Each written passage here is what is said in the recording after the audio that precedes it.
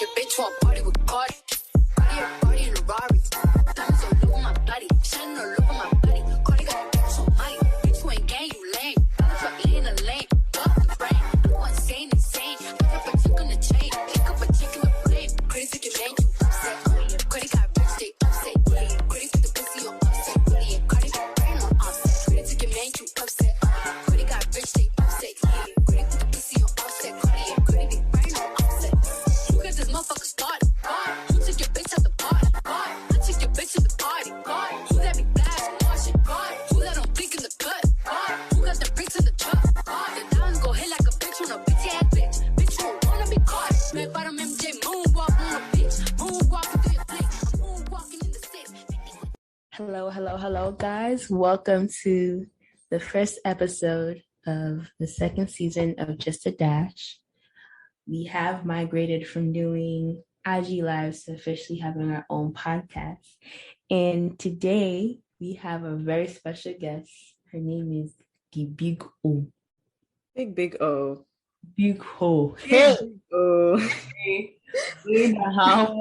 Please. This girl is coming and she's coming in hot, so don't play with her. Don't play with her. Period. I actually might fuck your girlfriend, your these and no sisters. It's actually a problem. I can kill. Just letting you guys know that one now. Anyways, we have some very colorful and interesting conversations. She's definitely part of the people this summer that have inspired me and pushed me and allowed me to believe or like help me believe in my own sauce. Because I love that. It's really a thing. Imposter syndrome is a thing, or like when you come 100% from a home where it's like, because one thing is like your parents are very different from my parents. My parents are like 90. They were born in 1950 something. Like they're older. So like they're older, more traditional. Yeah, exactly. But like their own tradition is like. Is actually to a T. Is kind of it's a bit tight in the Ajala home. But like, you know, I don't come from this environment where like the sauce that I have as a creative is really valued. Exactly. So like when I step outside of my house, like I don't know, you can actually do these things. Like my bandwidth of creativity is quite a lot now that I'm actually learning about myself and what I can do. So in going out with you and going out with you and Lola and meeting people, speaking to you guys, I'm like, okay, it's actually a thing to like, you don't have to do shit and people don't like, you know, make you seem like you're useless. I don't know how else to say. Yeah. I feel you because the thing is, even me, like, I'm a few years older than you, and like, even coming from a background where like, you know, I was pretty much encouraged, or both of us were, to kind of just like explore things and like try things out and all of that type of stuff. Imposter syndrome is still very, very real. It's even more real when you're encouraged to like, you know, kind of follow your passions and stuff like that, and you don't even necessarily know how to execute certain things, or you have ideas and you don't necessarily have the resources to execute them, or you know, you're just kind of like comparing yourself to others, all of these types of things. Like there's a lot of like factors that go into feeling that way. So like even the journey you're on of like, finding yourself as a creative and like believing that you can execute things and like your talents actually make sense in the world. I'm still very much like on that journey as well. So I'm happy that I was like able to kind of like spark something in you, because like it's like a thing that I'm still kind of like dealing with on a day-to-day basis for sure. Honestly, it's like, and it's also kind of another thing too, because technically I'm just getting the news about this. It's very disappointing. I can't lie that I'm actually a Gen Zer, but I'm just a very old Gen Z. What did you think you were? What year were you born? I'm older than your sister. I was born in 2000. You were born in 2000 and you're just finding out your year. You were born in 2000, babe. Okay. Where did you...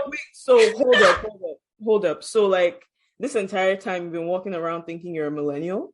I've been thinking I'm that. Okay, I've been 2000? thinking I am that in between that no one has figured out. Mama. The reason why? Okay, listen. First of all, my siblings... Ain't no way. Ain't shit to listen to. You were born in... Listen, wait. My siblings are like millennials.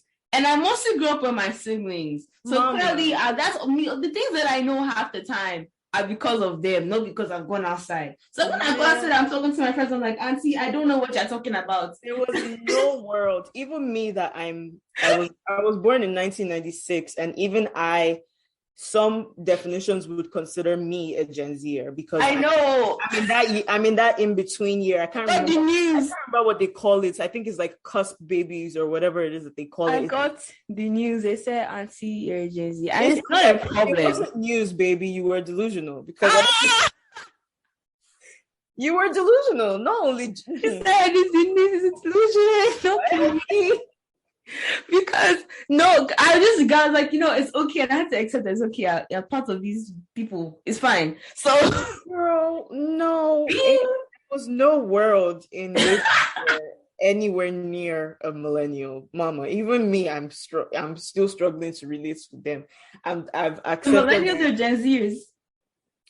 I feel like I identify with both, so it makes sense for me because technically, I think. Millennials end at 1995 or 1996. I think so. That's exactly when I was born. So like I identify with both. If somebody calls me a millennial, I've had the millennial experience. But if someone calls me a Gen Z, I've also had the Gen Z experience as well. And in terms of those ideologies and like I think the reason for me why I was like, okay, I felt like I was in that in between, because a lot of times when they describe Gen Zers, I've always felt like I've been in that transition time to what they speak of, to be like, I'm also a little irritated at the conversations like between millennials and Gen Zers at the moment because I feel like the conversation is like we're either making fun of each other and calling you old, or they're calling us naive and dumb. Like there isn't really like a understanding of like how we both can mesh and make I think that awesome.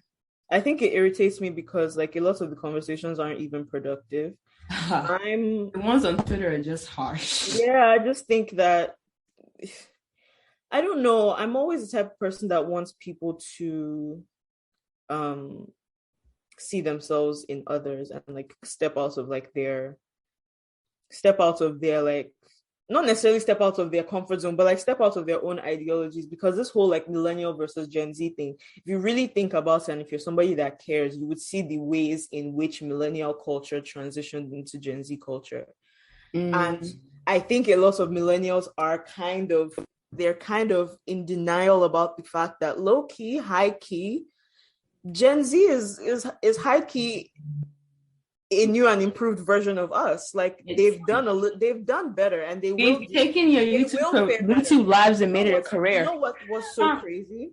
What? Millennials, the generation of millennials is going to be highly comparable to the boomer era in like 10 years in terms of behavior. People don't want to say that, but it's true. Explain. A lot of that strong headedness, step out of your own like mindset, ideologies, that whole workaholic mindset, all of these types of things, very, very, very, very similar to boomers. I mean, as you get older, that's technically kind of what happens. No, because I don't see Gen Z getting older and living to work. Of course not, because that's just not what we're training ourselves to be. Exactly. But millennials have accepted, okay, we're going to live to work. However, it's not working out because millennials they're literally like millennials in the US are the poorest generation that the US has had to date. Yeah, because they have nothing to give us. I mean, Exactly. So now Gen Z has seen that and is like, oh, you guys are not finna use us the way you use these people. We're not with it. Either you value us or we're not participating. Honestly, I think it's even just more exposure to what's going on, because I remember I have a lot of siblings and aunts and uncles and people who are technically millennials, and I'm realizing that a lot of in the next like 10 to 20 years, there's going to be a lot of older parents. There're going to be a lot more versions of my moms and my aunts, which is going to be interesting because I don't think a lot of people have seen that or actually realize what that is or what they're risking or what that's kind of about. Yeah. And there's also an idea now where people just don't even really want to have kids, which is also an interesting come about.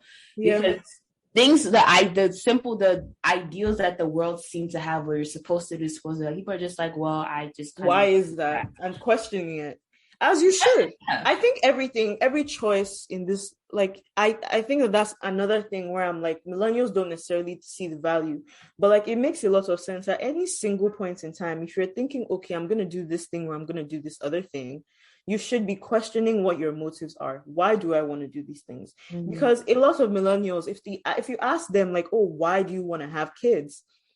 The answers are not necessarily answers that should prompt a person to have children. It's either because, oh, like, that's the next step. Of course, I'm going to have kids. Like, oh, you get married, then you have children and stuff like that. Or, oh, I just want somebody to love me unconditionally. You shouldn't be bringing a child into this world because you're searching for love from somewhere. I hope that's what people are giving. Yeah, you should be bringing a child into this world because you have that love to give. And you're going to create an environment where that child is going to grow up into what that child needs to be or wants to be. Mm-hmm. And then they're in a position to also give you unconditional love back. So, like, let's start thinking about the motives as to why, like, we're doing certain things and stuff like that. Like, if you want to get married, get married. If you want to have children, have children. If you want to go down a traditional career or family path, do that. But the thing is, okay, you need to be solid in your reasons why. You need to feel like, okay, this is a decision that I want and not a decision that society has kind of like made for me. And I think that's so I'm just like, there are conversations that we could be having and there's things that we could be passing along and there's productive conversations. Don't get me wrong. Me, I love chaos and I like fighting. Oh boy. So I'm there for like the banter and all of those type of things. It's funny, it's funny. Like, it's always hilarious. We should do that, especially as Nigerians. We should do that. We should give each other shit for sure. But when it really comes down to socioeconomic conversations, let's start being objective. Like, I think probably the next time I have this conversation, I'm not sure who I'm probably going to bring on, you'll definitely be on it, is how, like, my point of the next 10 to 20 years, there's going to be a lot of older parents. Mm-hmm. A lot of people do not know about older parenting. I don't think I love my parents. I'm happy they brought me to this world, but there's different realities that you actually have to swallow by a certain age. Mm-hmm. That if you have your kids younger, that's not going to be their reality. Yeah. So, because for me, the thing is, in my family, we have milestones, right? Like the age milestones. So every year someone has a milestone age, everyone else does. So when I turn 16, my sister turns 30, my mom turns 60. When I turn 21, my sister turns 35, my mom turns 65. That's just kind of how it is. But imagine being 16 and being like, hold on, my mom is 60. Your mom is 60. Yeah, for sure. That must be some shit. Yeah, it's a whole moment of checking yourself in life and just the mortality of this time you actually have on Earth. Yeah. That's like a real, like, to be that young and having those conversations with yourself and those around you, or people having that conversation with you, that's a really young age to kind of have to grasp and understand those things, for sure. Yeah, so that's something I feel like we talk about, because everyone's this young parenting thing. I mean, older parenting. I get having your shit together, but these memories are things that you may want to have with your kids. You might have to let a couple of things go, because honestly, I'm not going to lie, it may not happen. That's true too. I see that. I get that. It's the salty truth of life. It is. I feel that. Makes sense. Okay, so in the salty truth of life and just the choices and decisions people get to make between being a Gen Z and a millennial, let's speak about LGBT and what that's come to as it is now, and sex education, all those things. I remember watching Red Band Society and watching Awkward and watching, I forgot the other show, but it was a pretty good show. And all these shows that came out in like the beginning. So like this is like 2012 or like 2014 or just the entrance of these things being on TV, being out there. I remember the conversations that were honestly happening in my home. And if you guys want to guess, yes, it's probably your traditional Nigerian parents of however they think, like, oh, this is weird. I don't understand this. This is wrong. It's a sickness. Da, da, da, da. Mm-hmm. And I just kind of remember me just thinking like, okay, but why does it bother you personally? Mm-hmm. You're going back home to your wife and your kids. The person's not coming to your house. They come to work, they do their job, they collect their money, and they get the heck. So why does it bother you personally that they're not straight? Personally. And there's never really an answer. It's the same, just is not normal. But why does it bother you that it's not normal? I don't get that. And that's just kind of where I've always left it, as in, if someone is gay or bi or pansexual or transsexual, I just never in my mind thought that it was my business to even ask or maybe learn about it. I just thought the life they have for themselves is what they want to do. And that's that. Like, I don't really care to pry into it. And that's just how it's just been for me for like the longest. Even trying to really understand things like being in a polygamous relationship. I knew it just wasn't for me. And if anybody brought it to me, I would shoot it down immediately, or pansexualism, or just any of those things. I understood that that just wasn't what I wanted, and it just wasn't for me. And if there are people around me that like that or were like that or enjoyed those things, that is their life, that's their business. If they want to share it with me, they can. If they don't, they don't. And that's okay. Mm-hmm. But that just didn't allow me to actually understand things, or being, because in a friendship it's very important that you actually understand your friend and not just kind of know them on like on the surface level. Sure. And a lot of times people who I will be really cool with that might be bi or pansexual or whatever the case may be, I just say, hey, that's them, but I never really want to like get into it. No, I relate to that, because I want to say, like, I mean, and you see me, I have a lot of girlfriends. I have a lot of friends. And I will say probably like 85% of my friends, my core friends, if not 90, are straight women. So I have always been the token LGBT rep in all of my friend groups. Here or there, I have a couple of friends that are also, alphabet warriors, but we're not in the majority, So I never really had like a network of like queer people or anything like that, like my closest people. And a lot of my straight friends had the exact same mindset where it's like, okay, that's you, do you, not really trying to get into it, don't really understand it, don't care to do so, etc., etc. It even took, in some situations, me calling things out, because to some extent, right, at the risk of sounding extreme, and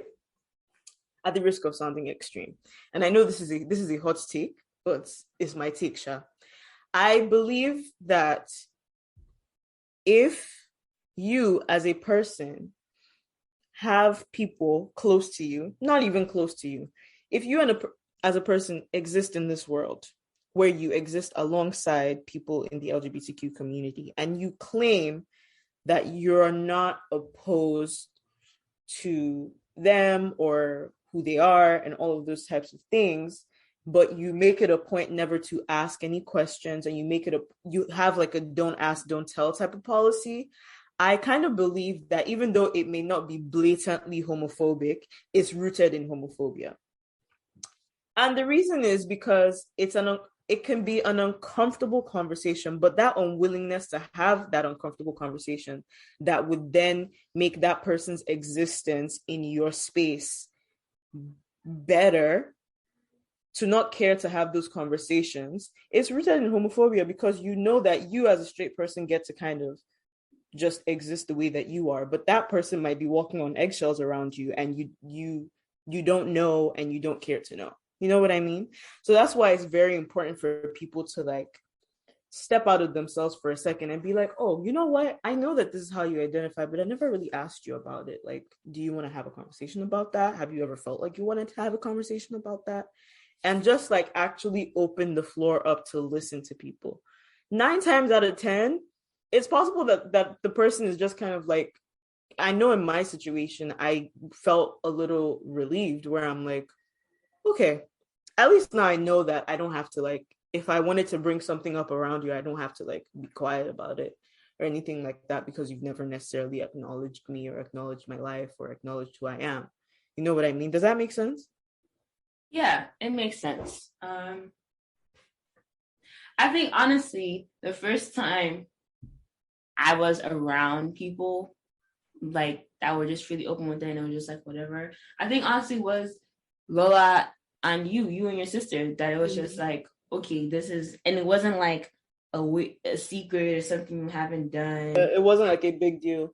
It was just a very free. It was just a matter of fact type of thing. It wasn't even a matter of fact. I just listened to the conversation and I realized, oh wait, this isn't a boy, this is a girl. Like, I would like go out and then she would tell me about someone and I'll be like, okay, wait. It's just so many times in my brain because I have a lot of I have conversations with myself all the time. Like that is one thing. If there's one thing going on in my head, I'm talking to myself. So I think people will say things. I'm like, wait, run that back. That wasn't. I don't say anything. I just go, okay, cool. That's what she wants to do. That's what she wants to do. Like, just different things. If it gets overwhelming to me to the point where I'm just like, okay, I feel like I've gotten a lot of information and I'm not sure what's going on because what if me I talk now and then, problems. So like, I'm always, I get that where it's like nobody wants to be like crucified for like, whatever. For fuck's sake, who the hell is Joseph Benjamin? Hold on. Like, I get but the thing is, I totally get that where it's like, if you're not informed on a certain thing and like, okay, nobody wants like fingers pointed at them, like, look at you, homophobe type of thing or whatever, right? However, if you continue to think about it, if your straight friend was talking to you about something, right? And they were telling you about a person or whatever, blah, blah, and you were listening to them, the likelihood that you would have questions, right? You would want to ask, oh, what about this? Oh, who are they? Oh, is it this? Is it that? What did they say? All those types of things, right? I think if you just in that same way, just ask, clarify things, and then just treat it like, it's just coming from a place of innocence and like, it's fine or whatever. Like, they're just curious, and their curiosity, if you're ignorant about something, your question is likely going to be stupid to somebody that lives that life, that understands things, So it's like, yeah, that's a dumb question, but let me just answer you. And now and next time more, you have more information. And then after that time, you have even more information until you continue to just have those open and honest conversations with your friends.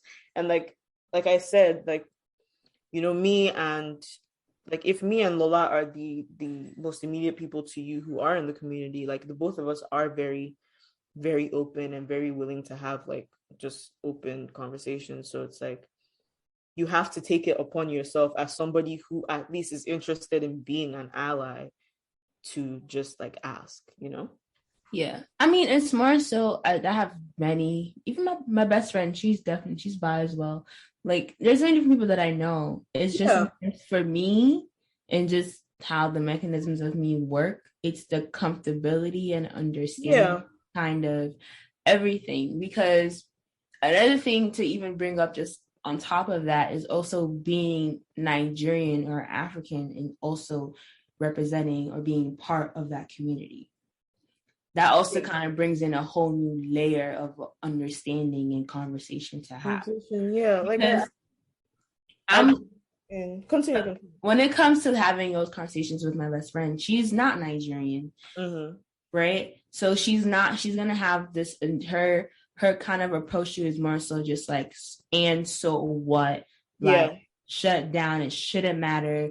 I don't understand. Like, it is what it is. You should love that person anyway. Like, I remember I was gonna have a conversation where I was just like, if I have children, if I have boys, girls, whatever it may be, and my child tells me that they're bi or bi or transgender, or if they're gay or lesbian, whatever they may be that makes them feel right, I, as their mother, as their parent and person that loves them and gives birth to them, I'll accept them fully for who they are and what they want to be. Yeah. But the issue now is the other people. And I think that's a lot of people's parents' fears. Even like a lot of people whose parents have isolated them or have had bad reactions to them being in the community and all of those types of things, especially as Nigerians, it's always one of the biggest factors is what will people say? Oh my God. Exactly. What will people say? Oh, what about the people in church? Oh, what about the rest of the family? Oh, what about this? What about that? Oh, how are people going to react? Oh, this and that and that and that. And to an extent, all of those things make sense.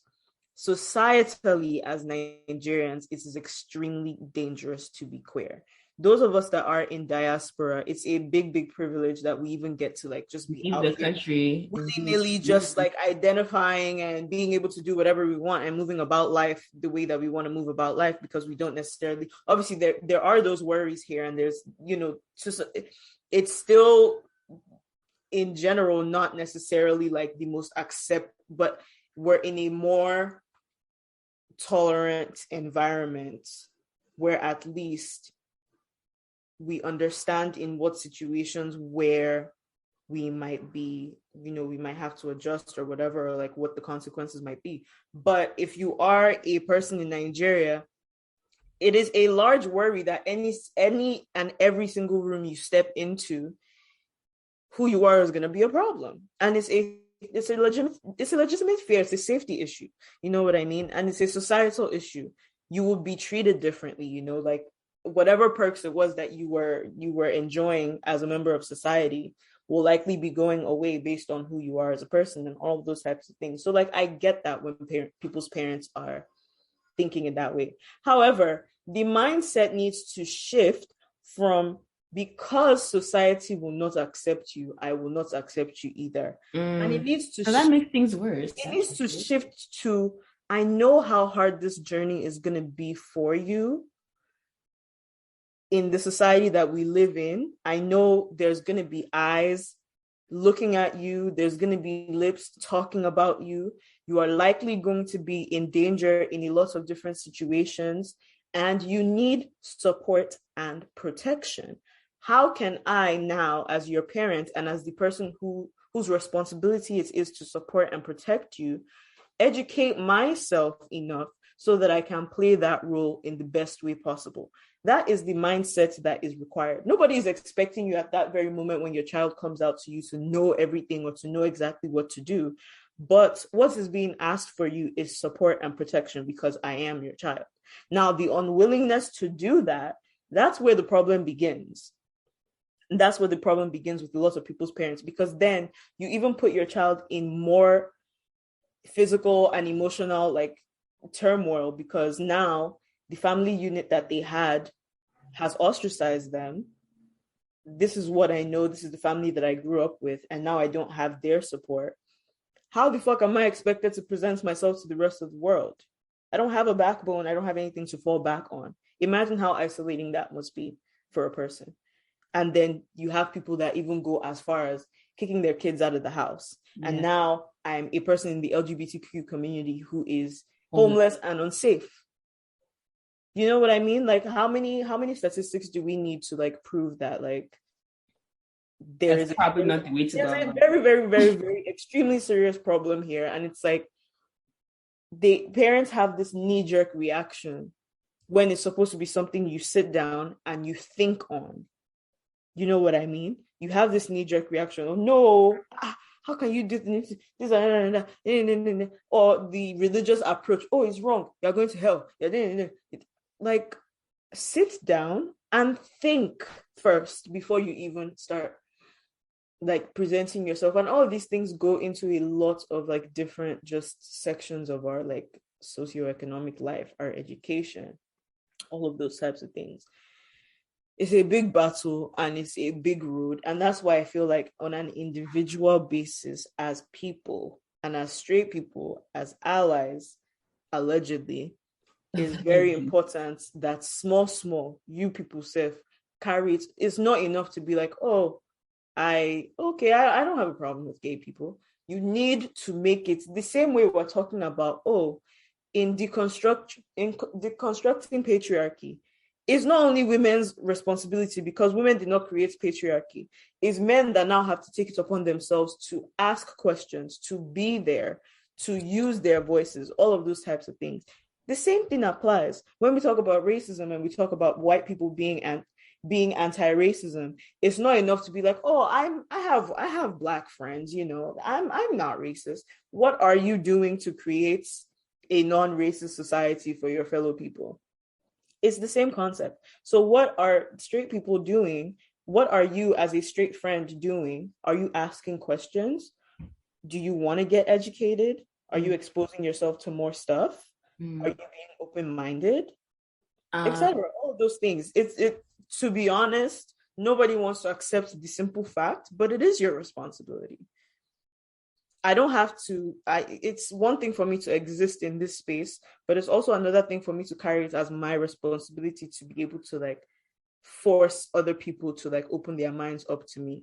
I have enough going on just existing, you know what I mean? So it's now that person's responsibility to meet me halfway and ask me questions and be like, okay, what can I do to support you? Like what kind of like, have there been any like things that I've said in the past that might have crossed the line, or like in the future, like, can I say this? Should I say that? How would you want to, all those types of things, and just like have those conversations with people and just, make it your business. Like you have to make it your business because at the end of the day, gay people are not going anywhere. You know what I mean?